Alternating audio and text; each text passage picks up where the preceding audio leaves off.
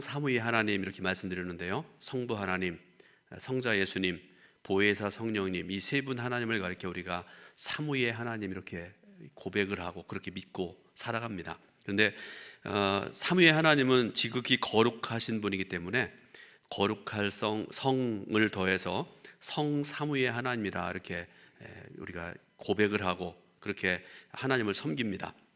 그런데 삼위의 하나님 중에서 성부 하나님은 어떤 분이시라고 성경에 말씀하는가 우리가 좀 들어봐야 되는데요. 창세기 1장 1절에 태초에 하나님이 천지를 창조하시니라 이렇게 말씀을 하세요.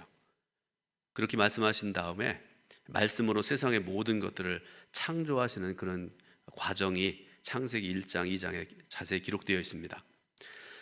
그러므로 하나님은 창조주이십니다. 요한계시록 마지막에 소개하고 있는 것이 또 하나 있는데요.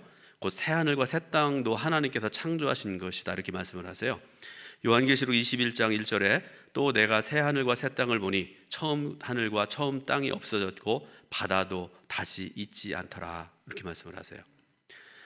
태초에 인간과 모든 것을 창조하신 분도 하나님이시고 또 하나님이 창조하신 것을 없게 하시는 분도 하나님이시고 그리고 새하늘과 새 땅을 창조하시는 분도 오직 하나님이시라 그런 말씀이죠.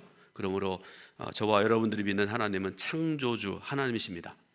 그런데 또한 그 창조의 하나님께서 행하시는 일이 있다 말씀을 하세요. 그게 뭔고 하면 창조의 하나님은 새 일을 행하신다 이렇게 말씀을 하세요. 우리의 삶을 창조적으로 인도하신 분이 하나님이십니다.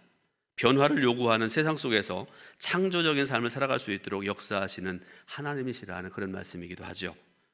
또한 성경은 주의 인자와 긍휼이 아침마다 새롭다 이렇게 말씀을 하시는데 이것은 날마다 새로운 하나님의 은혜가 우리에게 임하신다라는 그런 말씀이기도 하죠. 예레미야가 3장 22절부터 23절 말씀을 보게 되면 여호와의 인자와 긍휼이 무궁하심으로 우리가 진멸되지 아니함이니이다. 이것들이 아침마다 새로우니 주의 성실하심이 크시도도이다 이렇게 고백을 하고 있고요. 이사야서 43장 18절부터 19절 말씀에도 보게 되면 너희는 이전 일을 기억하지 말며 옛날 일을 생각하지 말라. 보라 내가 새 일을 행하리니 이제 나타낼 것이라.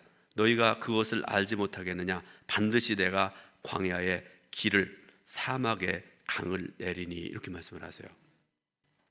이처럼 창조 하나님은 광야 같은 우리 인생의 길을 만드신 분이고요. 강을 내시는 하나님이십니다. 그렇기 때문에 성경은 과거에 매이지 말고 하나님께서 허락하시는 새로운 시대에 창조의 삶을 살아가라 이렇게 말씀을 하세요. 그렇다면 성도가 창조적인 삶을 살아가기 위해서는 무엇이 필요한가? 사도행전 10장 16장 말씀, 오늘 우리가 읽은 말씀이죠. 그 말씀을 보게 되면 창조적인 삶을 이룰 수 있는 구체적인 세 가지의 지침을 우리에게 말씀을 하고 계세요. 첫 번째로는 하나님의 인도하심을 우리가 신뢰해야 된다 이렇게 말씀을 하십니다. 창조적인 삶을 이루기 위해서는 하나님의 인도하심을 절대적으로 신뢰해야 됩니다. 하나님의 말씀이라면 무조건 순종하고 아멘 하는 그런 신앙인이 되어야 된다는 말씀이죠. 자, 사도행전 16장을 보게 되면 바울이 제2차 전도 여행 중에 일어난 일들을 기록한 그런 말씀인데요. 그런데 바울의 그 선교를 통해서 하나님의 나라가 지역마다 어떻게 이루어지는지를 보여주는 그런 말씀인데 그 중에 6절, 7절 말씀을 보게 되면 우리가 좀 이해하기 조금은 어려운 그런 말씀이 기록되어 있는데요. 읽으시면서 이게 아멘으로 그냥 이해가 되면 참 좋겠는데요. 6절, 7절 말씀을 같이 한번 우리 읽어보겠습니다. 사도행전 16장 6절부터 7절입니다. 성령이 아시아에서 말씀을 전하지 못하게 하시거늘 그들이 부르기아와 갈라디아 땅으로 다녀가 부시아 앞에 이르러 비두니아로 가고자 애쓰되 예수의 영이 허락하지 아니하시는지라. 아멘. 여러분 이 말씀 이해가 되십니까? 아멘으로 그렇습니다. 여러분 동의가 되십니까? 제가 왜 이런 질문을 하는가 하면 전도를 하려고 하는데 성령님께서 막으셨다라는 그런 말씀 아닙니까? 그래도 이해가 안 되시는 분이라고 그러면 여러분 우리가 믿는 성령님은 복음을 전하라고 우리에게 힘 주시고 능력 주시고 은혜 베푸시는 분이지 막는 분이 아니시잖아요. 실제로 오순절 마가의 다락방에서 성령을 체험한 사람들이 처음 했던 일이 뭔지를 여러분 아시잖아요. 복음 전하는 일이었습니다. 성령께서 그들로 말씀을 전하게 하셨기 때문에 그렇습니다. 그런데 본문에 보게 되니까 성령께서 소아시아 지역에 말씀을 전하게 못하셨다, 막으셨다 이렇게 말씀을 하는데 모순처럼 보이죠? 그러나 여러분, 이런 성령님의 말씀은 모순이 아닙니다. 소아시아 지역이 소중하지 않아서 그러시는 것도 아닙니다. 더 큰 복음의 역사를 위해서 새로운 지역에서의 선교가 필요했기 때문에 성령님께서 새로운 역사를 일으키신 것입니다. 이처럼 성령께서 우리가 원하는 것을 허락하지 않으실 때가 있습니다. 그리고 그럴 때 성도들이 답답해하고 하나님 왜 이러실까 그런 경우도 있잖아요. 예를 들어서 내가 어떤 계획을 세우고 40일 작정도 하고 어떤 분은 100일까지 작정도 하더라고요. 그래서 내가 작정해서 하나님께서 반드시 응답하신다고 성경이 말씀하셨는데, 그래서 내가 기도했는데 여러분 응답이 없는 경우가 있을 거 아니겠습니까? 그 이유는 여러 가지가 있는데요, 그럴 때 우리가 답답해하고 하나님 왜 이러시는가 그렇게 불평하기도 하고 원망도 하고 그러지 않습니까? 또 어떤 경우에는 이건 분명히 하나님이라고 생각을 해가지고 열심히 일하고 영광 돌리기 위해서 최선을 다했는데도 불구하고 결과가 나오지 않은 그런 경우들도 있는데, 그럴 때 어떻게 우리 성도들이 신앙의 태도를 갖는가 하는 것 중요한 것인데요, 어떻게 해야 되는가 여러분 잘 들으시기 바랍니다.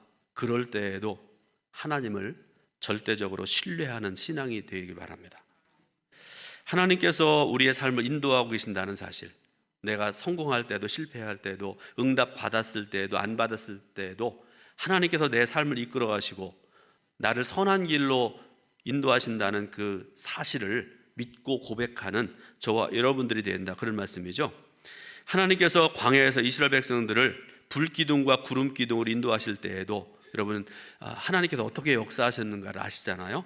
그 말씀을 느헤미야서 9장 19절에 이렇게 고백을 합니다. 주께서는 주의 크신 긍휼로 그들을 광야에 버리지 아니하시고 낮에는 구름기둥이 그들에게서 떠나지 아니하시고 길을 인도하며 밤에는 불기둥이 그들이 갈 길을 비추게 하셨사오며, 이렇게 고백을 합니다. 하나님께서 이스라엘 백성들을 인도하셨다는 것은 하나님의 뜻대로 그들을 이끌어 가셨다는 뜻입니다. 가야 할 길이 아니면 가지 못하게 하셨다는 것입니다. 또 멈추어야 될 때에는 멈추게 하셨다는 그런 의미이기도 합니다. 민수기 2장 34절에 보게 되니까요, 이스라엘 자손이 여호와께서 모세에게 명령하신 대로 다 준행하여 각기 종족과 조상의 가문에 따르며 자기들의 길을 따라 진치기도 하며 행진하기도 하였더라, 이렇게 말씀을 하시는데, 이것은 이스라엘 백성을 안전하게 인도하기 위해서 하나님께서 그렇게 하신 것입니다. 실제로 이스라엘 백성들은요, 불기둥과 구름기둥의 인도를 따랐기 때문에 광야에서 살아남을 수 있었던 것입니다. 성지순례 가보신 분, 그리고 광야길이 어떤 곳인가를 보신 분 알겠지만 살 수가 없어요. 낮에 엄청나게 뜨겁잖아요. 먹을 게 있습니까? 없잖아요. 전갈이 물고 뱀이 물고 이민족이 가로막고 밤에는 춥고 단 하루도 살 수 없는 곳이 바로 이 광야 사막입니다. 그러므로 성도는 이스라엘 백성들이 그랬던 것처럼 우리 성도들은 길을 가다가 멈추어야 될 때, 침묵해야 될 때가 있어도 결코 실망하면 안 됩니다. 실패하는 때가 있어도 소망을 잃지 말아야 됩니다. 왜 그렇습니까? 하나님께서는요, 성도의 실패를 통해서 새로운 길을 허락하시는 분이기 때문에 그렇습니다. 그러므로 성도 여러분, 나의 실패를 통해서도 새로운 비전을 주신 하나님의 은혜를 기대하시기 바랍니다. 주님께서 허락하시는 새로운 삶을 소망으로 맞이하는 여러분의 삶이 되시기를 주님의 이름으로 축원드립니다. 두 번째로, 믿음으로 도전하는 성도가 되어야 됩니다. 창조적인 삶을 이루기 위해서는 믿음이 있어야 돼요. 믿음으로 도전해야 됩니다. 우리는 흔히 고정관념이라는 것에 얽매여 가지고 아무것도 못하는 그런 경우들이 많아요. 나만 못할 뿐만 아니라 다른 사람도 못하게 하는 그런 경우들이 많습니다. 여러분 그 라떼 얘기 들어보셨어요? 커피 라떼 얘기가 아니라 라떼는 말이야 하는 그런 말 들어보셨죠? 2020년에 신조어로 등장하는 그런 말인데요, 기성세대가 젊은 세대를 향해서 지나간 이야기들, 왕년의 이야기들을 말하며 가르치려고 하는 것을 풍자해서 하는 말, 라떼는 말이요, 그런 말이 있습니다. 예를 들어 이런 겁니다. 여러분, 제가 제 경험한 바를 얘기하니까 여러분 그렇게 들으세요. 라떼는 말이야, 중고등학교를 30년이나 걸어 다녀서 어떡하라는 얘기예요?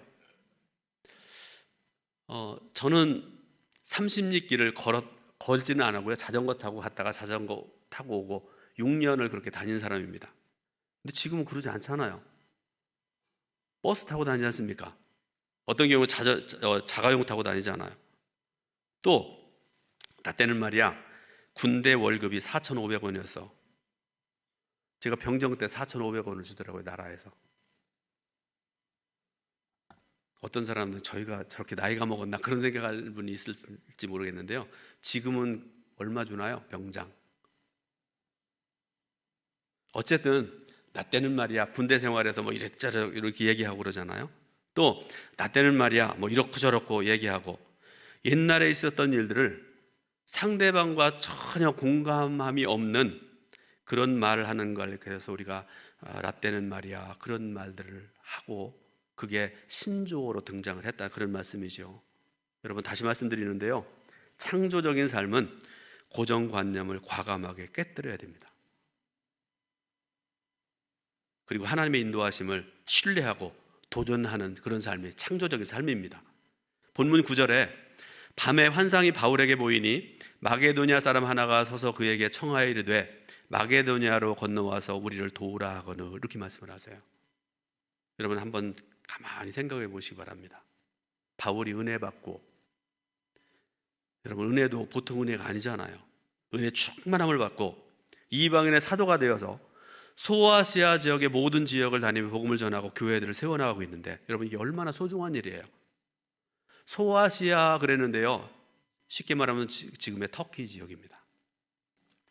터키는 우리나라보다 몇 배나 큰 나라예요. 지금은 비행기 타고 자전거 타고 자동차 타고 다니면 그래도 쉽겠지만 당시에는 다 걸어 다녀야 되잖아요. 그 넓은 땅을 한 번만 가더라도 아마 평생 해도 못할 그렇게 넓은 땅이에요. 터키라는 나라가 그렇습니다. 그런데 그런 사명을 받고 바울이 은혜 충만히 받아서 가는 곳마다 복음을 전하고 성도들을 세우고 교회를 세워나가는 그런 일들을 해나가는데, 여러분 얼마나 귀중한 일입니까? 사명 중에 사명이 아니었을까요? 그런데 말씀을 보니까 소아시아에서 복음을 전하는 것이 아니라 마게도냐, 이 마게도냐는 어딘가 하면 지금의 그리스입니다. 유럽 지역입니다. 그곳에 가서 복음을 전하는 것이 바울에게 주시는 하나님의 비전이라, 이렇게 말씀을 하세요. 그러므로 여러분, 이런 하나님의 비전을 이루기 위해서는 소아시아로 가야 된다는 나의 생각을 버리고 하나님의 뜻을 따라서 때로는 바다를 건널 수 있어야 되고 마게도냐로 가는 그런 결단, 그런 믿음이 있어야 된다는 말씀이죠. 믿음은 내 생각을 버리는 것입니다. 한계를 넘어서 하나님의 계획과 뜻에 순종하는 것이 믿음입니다. 그래야만 하나님의 창조의 역사, 하나님의 창조적인 사역, 문화와 언어를 초월하는 그런 역사가 우리의 삶 속에서 날마다 일어나게 될 줄로 믿으시길 바랍니다. 실제로 사도 바울이 하나님의 비전을 떠나서 드로아에서 배를 탔을 때 마게도냐 지방의 빌립보라는 곳에 이르게 됩니다. 그리고 그곳에서 복음을 전하며 교회를 세우는 역사를 일으키게 되는데요, 이처럼 하나님의 비전은 믿음으로 도전해야 이룰 수가 있다는 것이죠. 그러면 성도 여러분, 매년 똑같은 사역을 한다고 해도 우리 할렐루야 성가대 작년에도 올해도 성가대인데 내년도 성가대네. 또 속장님들, 내가 올해도 속장, 내년도 속장, 또 교사들 다 그렇잖아요. 저 같은 목사는 이번 주일에도 설교, 내년에도 설교, 후년에도 설교. 설사 그렇게 한다 할지라도 새 마음과 새 열정을 가지고 헌신하면 됩니다. 과거의 전통과 나의 경험을 따르는 것이 아니라 하나님의 비전을 발견해서 믿음으로 순종해야 되는 것입니다. 그래야만 창조적인 삶, 창조적인 하나님의 거룩한 사역을 감당하게 될 줄로 믿으시길 바랍니다. 마지막으로 기도의 승리자가 되어야 됩니다. 창조적인 삶을 이루기 위해서 기도의 승리자가 되어야 됩니다. 하나님의 비전을 발견하고 믿음의 도전을 하는 것도 기도로 시작되어져요. 여러분, 기도를 넘어서서 되는 일 없습니다. 기도해야 됩니다. 성경은 사도 바울이 밤에 하나님의 환상을 보았다라는 그런 말씀을 하는 것이 아니라 하나님의 환상이 보였다 이렇게 표현하고 있어요. 어떤 차이가 있는지 여러분 생각해 보십시오. 밤에 하나님의 환상을 보았다라고 말씀하시는 게 아니라 하나님의 환상이 보였다 이렇게 말씀을 하세요. 조금 어려운 말인데요, 능동태가 아니라 수동태로 표현한 것인데 그 이유가 있는데요, 능동태란 말은요 내가 주체가 돼서 모든 행하는 일이에요. 수동태는 내가 하는 게 아닙니다. 나도 모르는 강권적인 힘과 능력에 이끌려 내가 일을 행하는 걸 그걸 수동태라 이렇게 얘기를 하거든요. 근데 여러분, 이 말씀의 의미는 뭔가 하면 이 모든 일을 행한 주체가 바울이 아니라는 것이죠. 알 수 없는 힘, 성령님의 능력에 이끌려서 그 일을 행했다라는 그런 말씀 아니겠습니까? 하나님은 기도하는 바울에게 하나님의 창조적인 사역을 감당할 수 있는 비전을 보여주셨습니다. 이처럼 우리 성도들은 기도를 통해서 하나님의 비전을 발견할 수 있길 바라고요, 하나님의 인도하심에 순종할 수 있는 것입니다. 성경을 보면 사도 바울도 기도하는 습관을 가지고 있다는 것을 알 수 있는데요, 마게도니아로 건너가서 빌립보에 이르게 된 바울이 안식일에 기도할 것을 찾는 그런 말씀이 나오잖아요. 본문 12절 13절 말씀, 사도행전 16장 12절 13절 말씀 여러분 성경 보시고요, 같이 말씀 봉독합니다. 거기서 빌립보에 이르니 이는 마게도냐 지방의 첫 성이요 또 로마의 식민지라. 이 성에서 수위를 유하다가 안식일에 우리가 기도할 곳이 있을까 하여 문 밖 강가에 나가 거기 앉아서 모인 여자들에게 말하는데. 아멘.